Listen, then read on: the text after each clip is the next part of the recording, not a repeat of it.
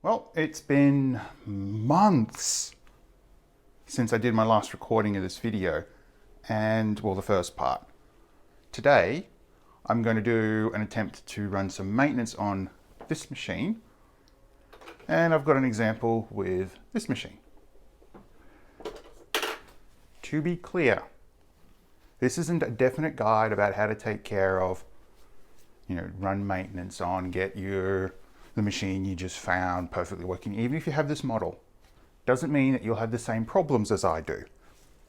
Namely because this machine was kept somewhere different compared to probably where yours came from. Now, even if it came out of a factory that shut down, doesn't mean it's going to have the same problems.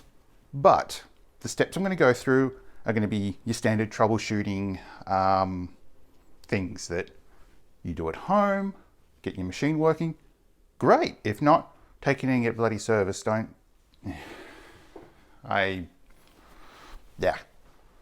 Anyway, back to this thing. Now, before I continue on, I should say that I do have a few extra tools with me. I have some fancy snips. I have my fancy unpicker. I have my fancy tweezers, which are just curved. These are ESD, and I think when I purchased them, they were labeled as jeweler's tweezers. However, it's that nice curve that I'm really interested in, and it's really helpful. I have some thread. I have some offcuts of calico, which is a type of fabric. And I have a needle threader. This will be helpful. So going back to plugging this thing in,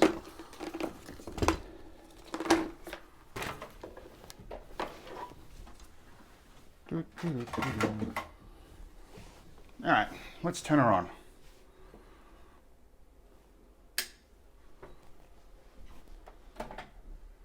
So if I open this up and take a look inside, okay. So this is set up, and I'm going to lift the presser foot. The reason I'm doing this is if these feed dogs here, they're little sharp they help pull the fabric through. If they grind against the foot, it's going to wear it down, and it's not pretty. So instead of saving, let's fire it up.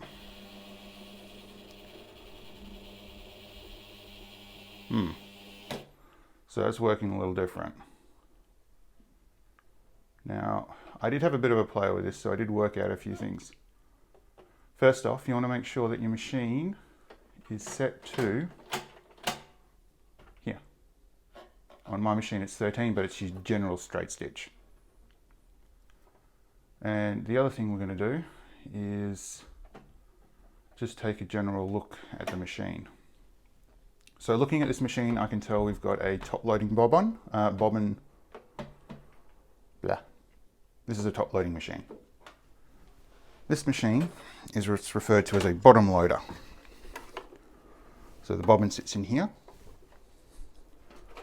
Whereas on this machine, it sits here, which is easily accessible and viewable.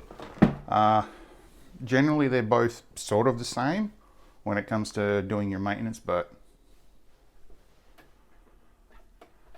so what's going on with this machine? Well, if you looked in the first video, you would notice that this was in this position, which is bad. Why is it bad? That is only supposed to be there when you're winding the bobbin. You run that for too long in this sort of state, what will happen is you'll cause some premature wear internally, and that can be bad. So make sure it's clicked into that position.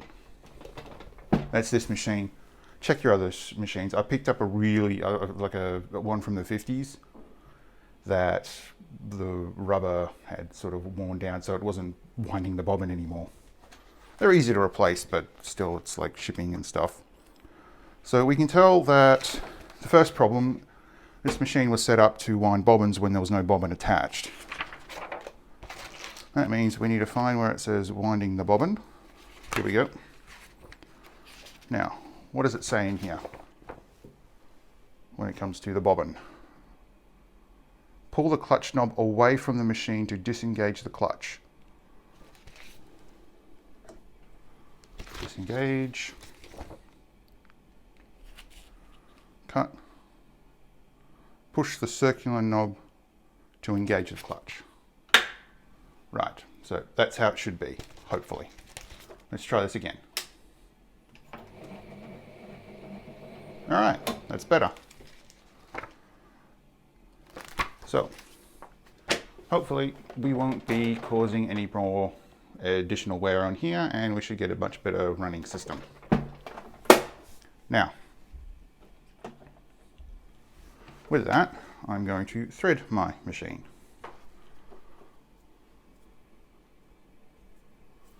And I'm starting to wonder if this is a little thicker than what I thought it was. Now we'll turn the machine off. Now I'm going to pull it forward. I'm going to grab the spool holder. Man, this is awkward.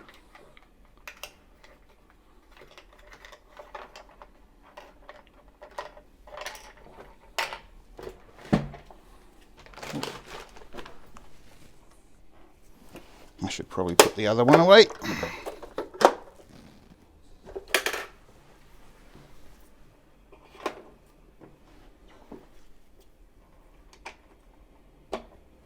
All right. So how do we thread this machine?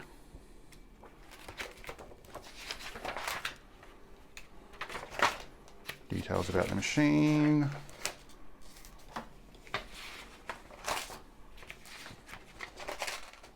That's the bobbin. Here we go. How to thread the machine. So we need to go to here, up here, and then down through the needle. All right. And it shows a close-up diagram of how to do that. So I'm going to take the thread up through here.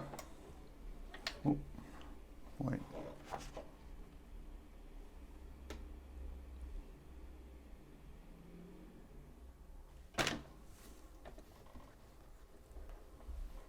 Now the other thing is that these machines will usually show, so up through here, oh no, it's the second one, and stuff it,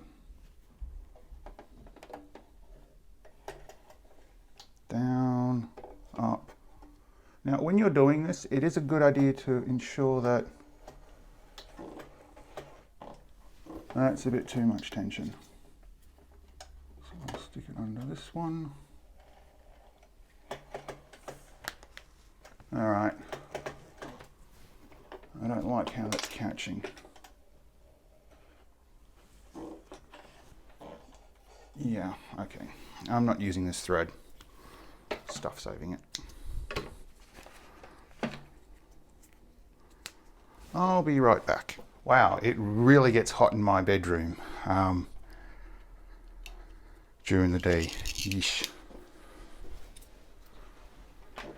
So I'm going to put my white thread in and I'm going to cap it. So around up here. Oh.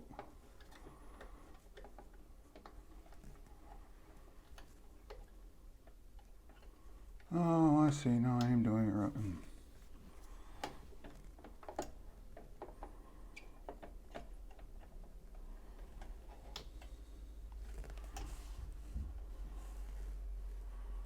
All right, something didn't work right. What do we got?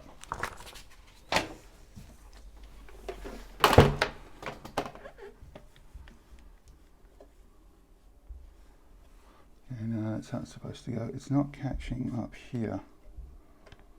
All right, so now it's in there.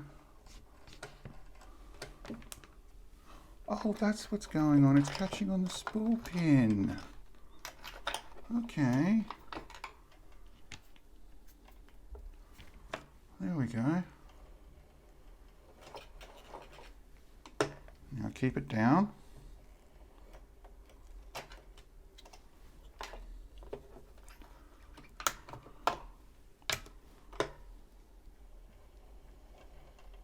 All right, that feels a lot better. So you're supposed to have a nice and even, smooth pull of the thread. It's not supposed to catch on anything, otherwise you can have problems. Now there should be a, I thought it went underneath this bar here, but it turns out it's not true. There's a catch around the back here.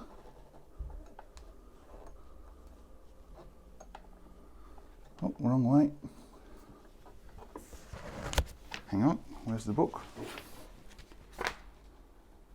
Yep, so it's supposed to go around here, and it goes around the other side, not the side I was trying.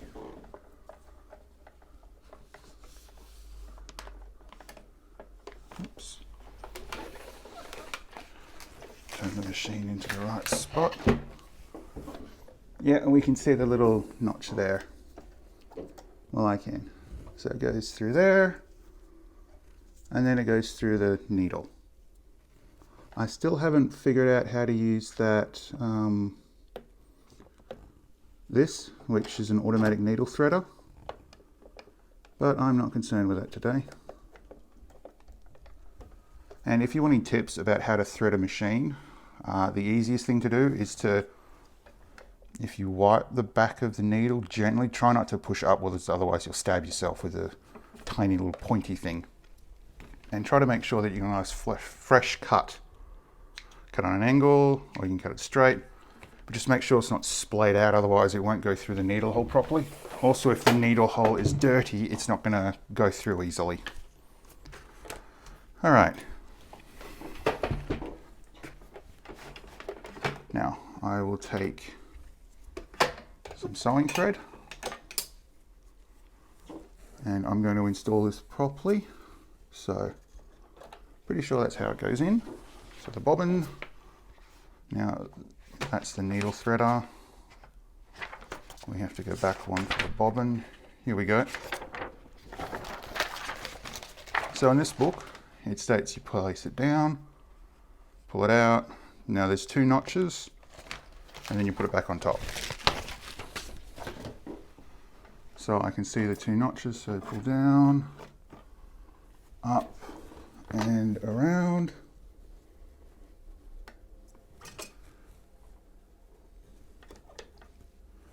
Now I don't know if you can see that, but basically it went from here to here. And then I'm going to put this back on. Oh, and if I'm right, that works now. Needle up. I'm going to use my unpicker and just slide it underneath to get this out. That didn't work. Oh, let's put that off to the side, down, up, and I lost it again. Oh no, there it is. All right, so I'm going to give this an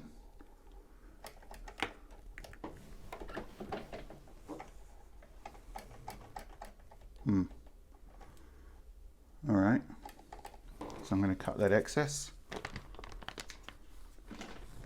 It's not moving as smoothly as I'd like. And I'm going to take my fabric, I'm going to fold it in half, or my calico. I'm going to stick it underneath the machine, put the machine down, and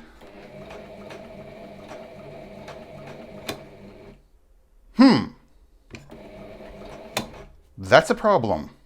It's not feeding the fabric through.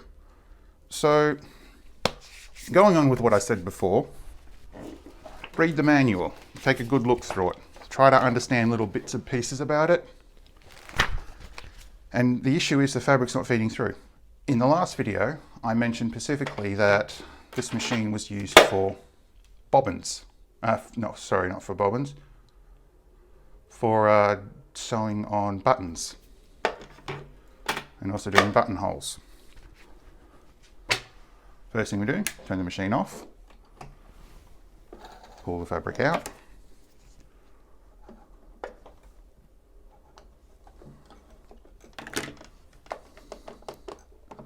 Now that shouldn't be catching like that. Yeah, something's wrong here. All right.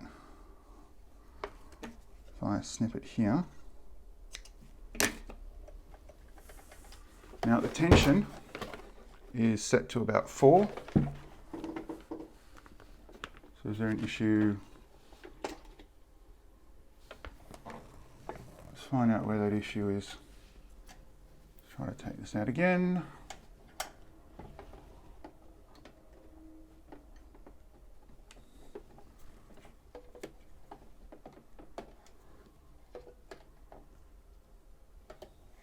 Don't be afraid to rethread your machine, even if you've had it, even if it's been working perfectly fine, then all of a sudden it starts to screw up. Now I'm going to give this a pull, and it's going to be catching again, which is not good. So I'm going to take that out, stick it up on the spool pin, and try it now. All right, that's way better.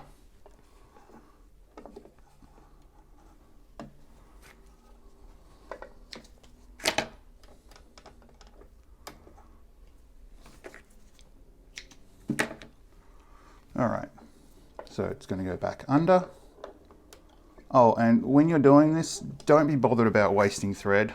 I had that issue myself, and I realized that buy a large one or buy some cheap stuff that comes in a large enough container. Now, I did that because I'm used to it. When you're threading for the first time, it will be like a complete nightmare. Try to use another torch or another light source. Don't do what I did, which is turn it back on, otherwise you could, if you accidentally trigger it, it'll be bad. Well, it could be bad. Oop.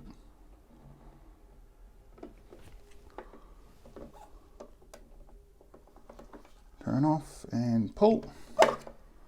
Okay. Now let's try this again.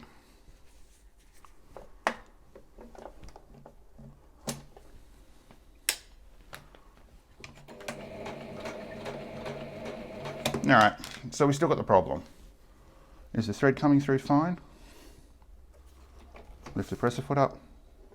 Now it's coming through perfectly fine. I don't have an issue with the tension on that. So let's pull this out. Now we can go back to the other problem which I started talking about, which I jumped the gun, and you will do that yourself when troubleshooting a machine or trying to figure out what's wrong with it, freaking out and stuff. If you have to and you find you can't calm down, just stop, walk away. Try to do something else for a little while and then get back to it. It's no good you pulling your hair out trying to get this to work, because it is just going to drive you mental. Now, as I said, it was for bobbins, for buttons. Tongue twister. If we take a look in the manual,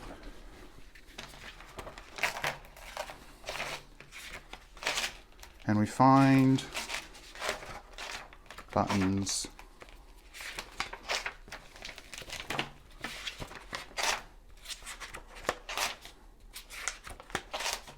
here we go. So button attachment goes on. You're supposed to pull something down the back there, back, and oh, here we go. Now, feed dogs. What this does is it stops the feed dogs from pushing up and allowing the fabric to move through the machine. That's a problem for us right now, because we're not trying to sew a button, we're trying to push, we're trying to have the machine pull fabric through. Well, okay, I'll turn this off and unplug it. I'll turn the machine around. I'll just get rid of some of this stuff. And you probably can't see, but the feed dogs are actually engaged. So something else is going on here, which at this point people would usually freak out and you'd take it in to get it serviced. But you don't have to. So I'm going to remove this front part again. That should just, oh no, it's got a latch on there, that's why it doesn't slide, so you got to pull it. All right, I bought these, which is a set of screwdrivers. Now they seem to be Janome style. at least there for this machine. But they also work great with this one, since we can actually get under here and remove the throat plate. Now I'm going to lift this back up. I'm going to ditch the foot, and there's a push button back here for that. Technically I should take out the needle. Oh, actually no. I usually don't if I'm removing the throat plate. Now luckily for me, this one just has one screw, which is here. And I'm going to easily try to get that off.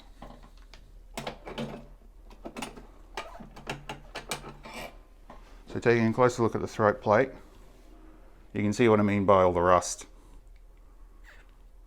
Yeah, that needs to get cleaned off. All right. And I'm going to remove the bobbin holder. So the first thing we're going to do, I'm going to lift this up and bring this in closer to the camera. That is filthy. I don't know if you can see it, but there is dust all around the inside and in between the feed dogs. That can cause you some serious problems, such as preventing the feed dogs from working properly. I'm going to nab one of my microfiber cloths. And technically, you're perfectly comfortable to use your unpicker to go through and get rid of all this stuff. Yeah, that's perfectly reasonable. However, I will use my tweezers.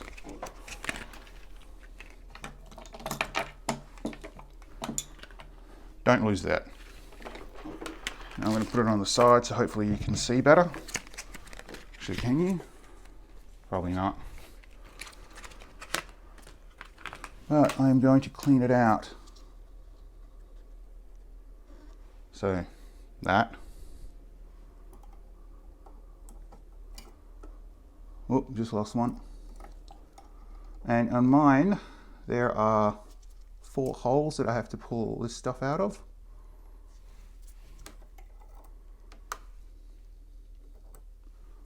Now I'm also going to take my microfiber cloth and I'm going to clean in here.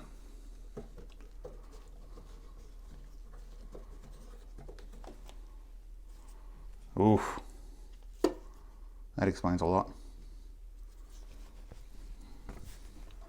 I'm going to get under.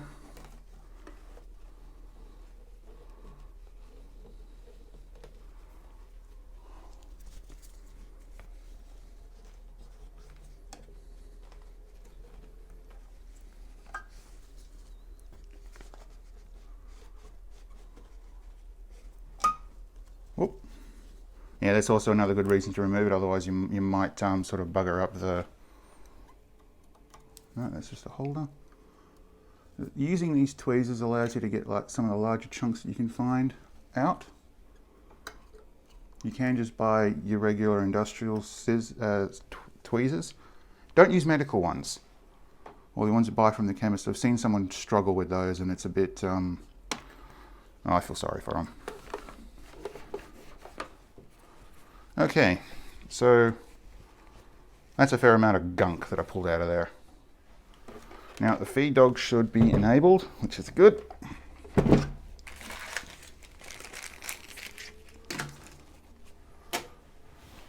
I'm going to bring this forward again, open this up. How are we at the... That's good. I'm going to reinsert the throat plate.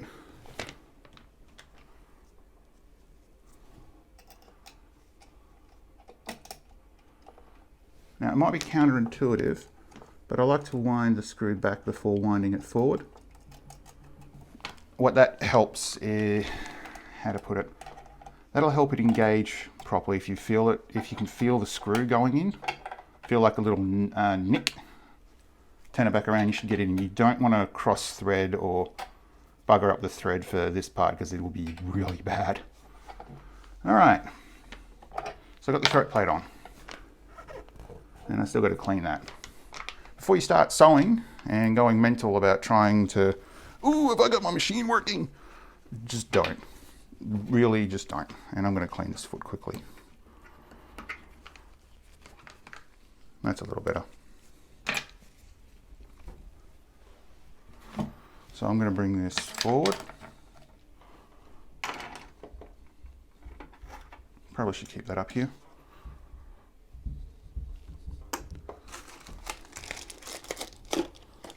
What do we got?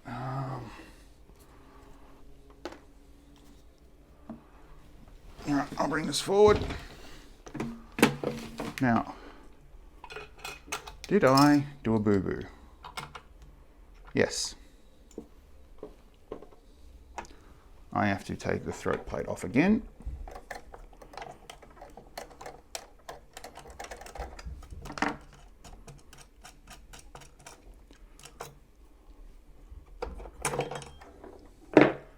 I have to put this in.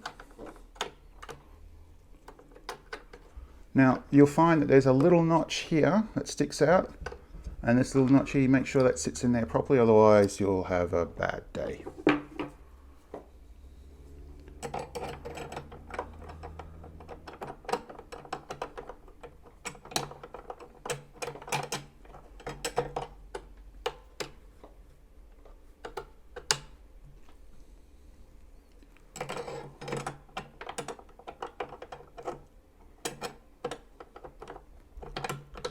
Now it's not going down.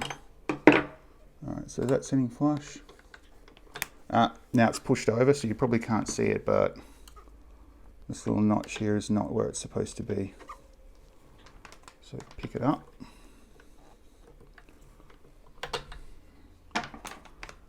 This is uncomfortable.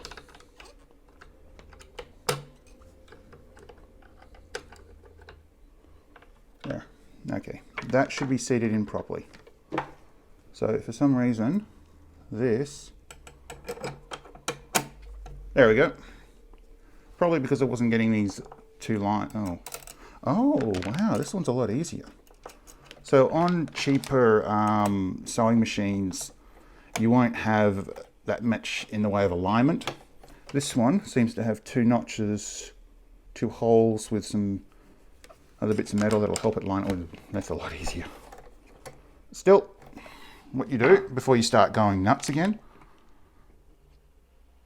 lower the needle down, and I'm looking to see the distance between where it comes in and where it goes out. Down and up.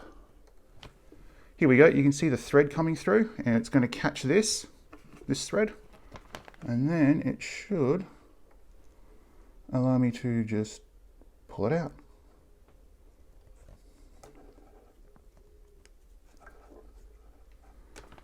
So I put this cover back on. I put the foot back on.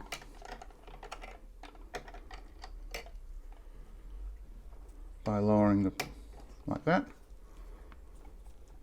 Put it underneath. Now I can take that bit of fabric.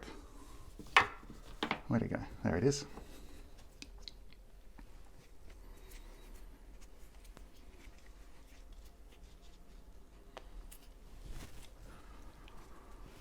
Put this back in, put the presser foot down, plug the machine back in, turn it on,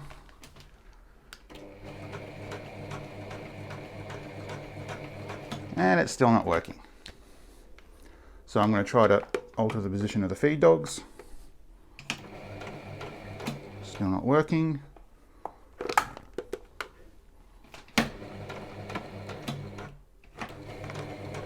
Alright, so the fabric is trying to move now. So that's something important.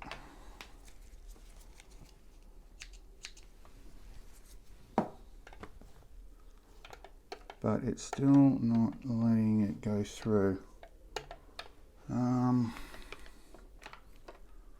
So let's try to set the machine to 1, so it's not going to do zigzag, but that shouldn't matter at this point. I'm going to set this up to 4, and I'm going to try to run this through again.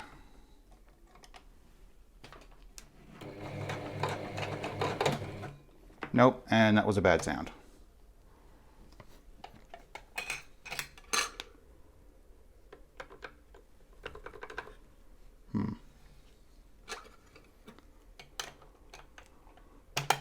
Well, I did clean it.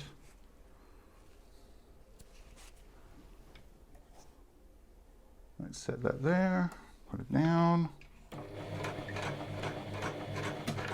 All right. Let's look at some other things on this machine, shall we? Let's go to the beginning. Endangered, hazards, do's, don'ts.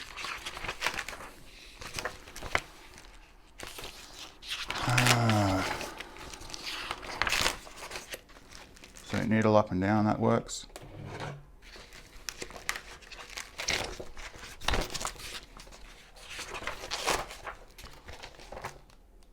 Well, here we go. Pressure dial.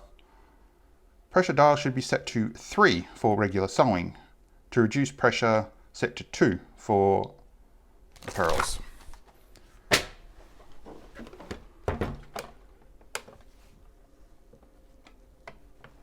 That's set to 1.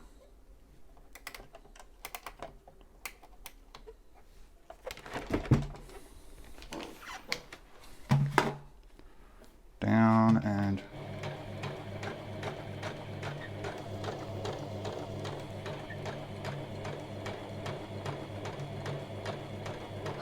now it's moving. Now it is moving.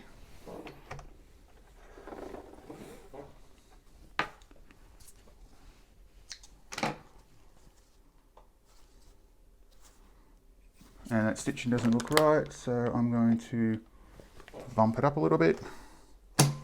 Down and forward.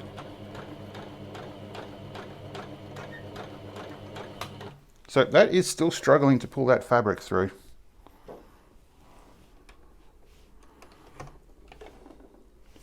Yeah, that is definitely not doing a very good job.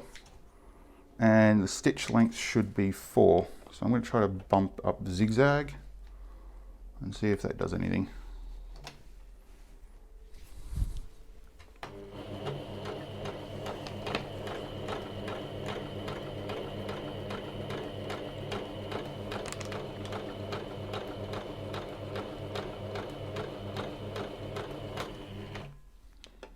Turn it down so it's...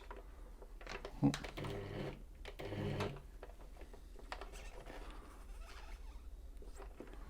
So stitch length of 2.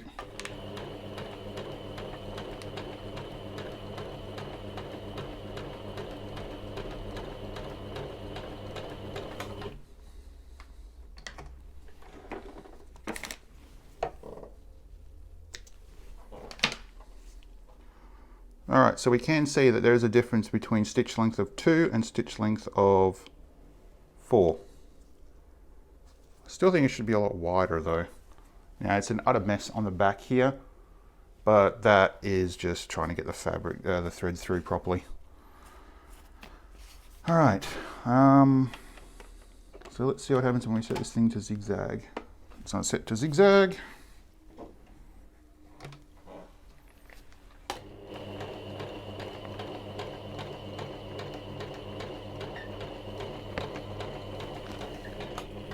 So we'll enlarge this,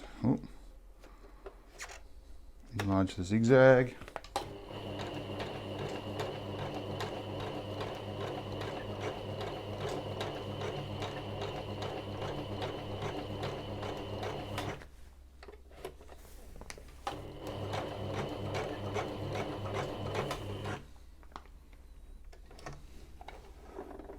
Honestly, this machine to me is sounding like it has had a very hard life at this point.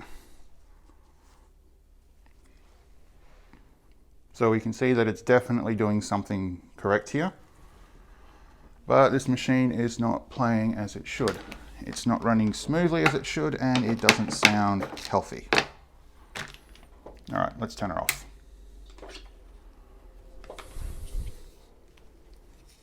So what I've just covered in this video, which is about half an hour, and ouch.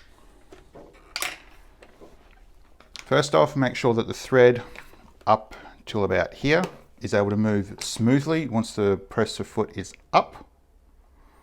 Once it's down, it shouldn't be moving at all. You shouldn't be able to pull it through unless, of course, you really sort of tug hard. You should have smooth action coming through the back of here. We figured out that the feed dogs weren't engaged properly. So if I just turn that on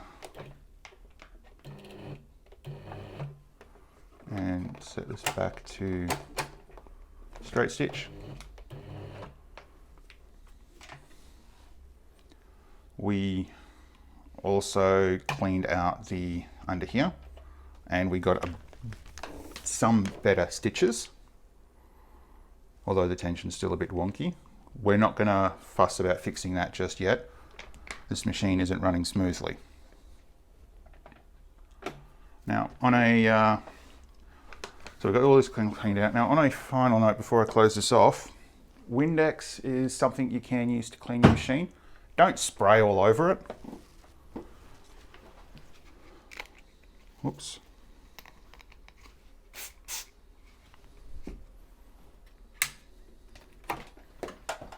This is just another cleaning method.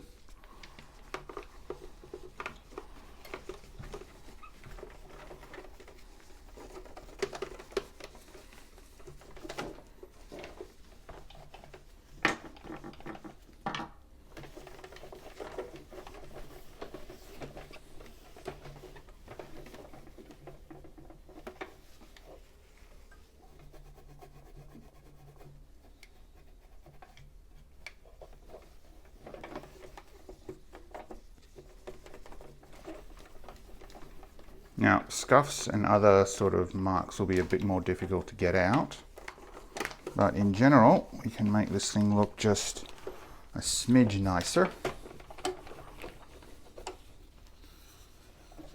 Oop.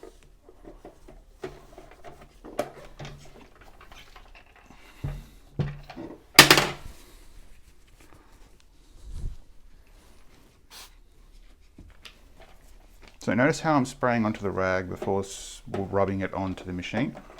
If you just go nuts and start spraying all over it, it could get inside and might do something negative with the mechanisms.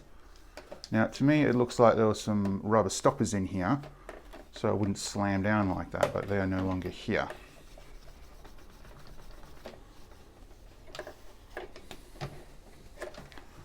Which is a bit of a shame.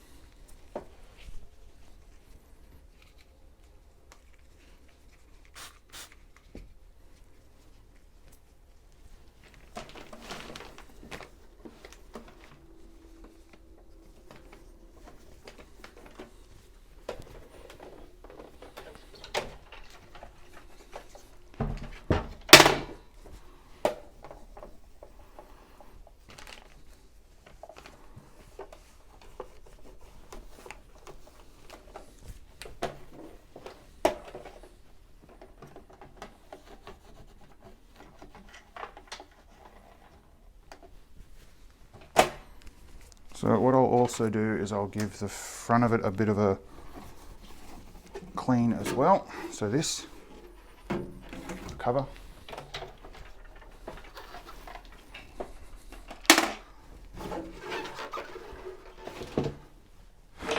Now this, I'm a little bit more comfortable with spraying with spray and wipe.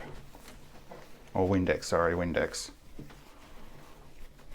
Because there's no mechanical parts to this, or any metal that will get knocked around, we can spend some time just giving it a nice quick makeover.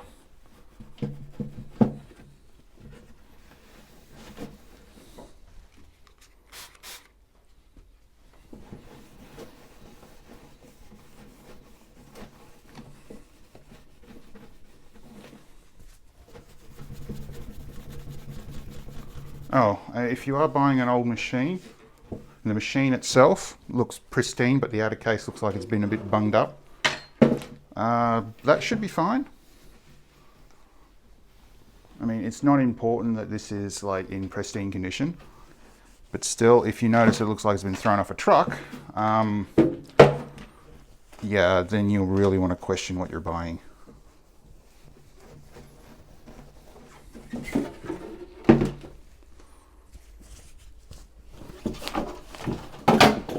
Whoops. Try not to rub off these like pads. They're used to stop this from chafing on the machine. Although you probably can't see them all that well. This is just some general housekeeping.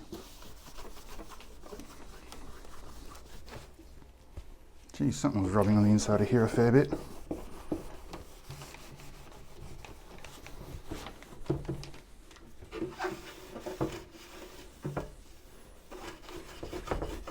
The most difficult thing for me right now is to stop. I'm trying to stop myself from rubbing a little too hard and breaking the case. That'd be a horrible repair. All right, I'm going to say that's good.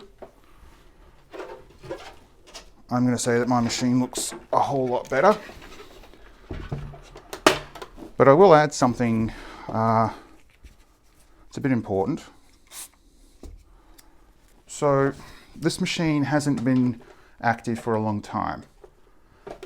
This is common for machines that haven't been active for a while to be a bit sluggish and to not work 100% out of the box. Well, you know, for when you pull it up, and I probably used a little too much spray and wipe there.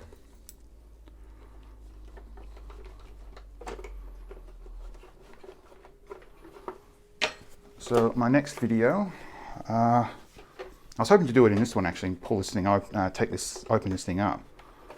But I'll have to do it in another video since I'm running out of time for today. Still, we took the machine from not functioning at all, or functioning very well, to it actually feeding the fabric. So I turn it back on. Straight line. I'll set this to stitch length of 2, and you can see it's moving the fabric through now, which it wasn't before. And because I don't have the machine thread, it's not going to be sewing it at all. It's just going to be pushing holes into the fabric. Now here I do pick up a smell coming from the machine, and to me it sounds like it is struggling a bit. So what happens when I open it like that? Yeah, it ain't moving. So when it's engaged like this, this is supposed to be like that, and what it will do is it will feed the, it will fill up the bobbin. So we just close that.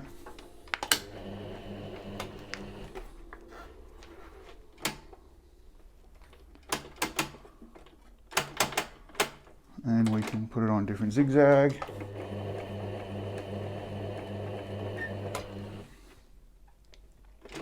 Now, for me listening to this, it does sound, that's it. It does sound a bit off. So if I put it up to 4, the feed rate still seems to be about the same, which is what's concerning.